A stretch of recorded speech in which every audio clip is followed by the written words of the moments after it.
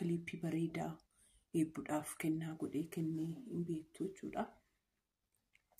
Torbaan kun keessi biizii sagantaan qabameera. Torbaan achi anu keessa guyyaa lafa jiru laallee. Jiraachurrayyuu riikardii godhee yuutuubii koorra jira. Fe'amee jira jechuudha. Guyyaa san riikardii godheera.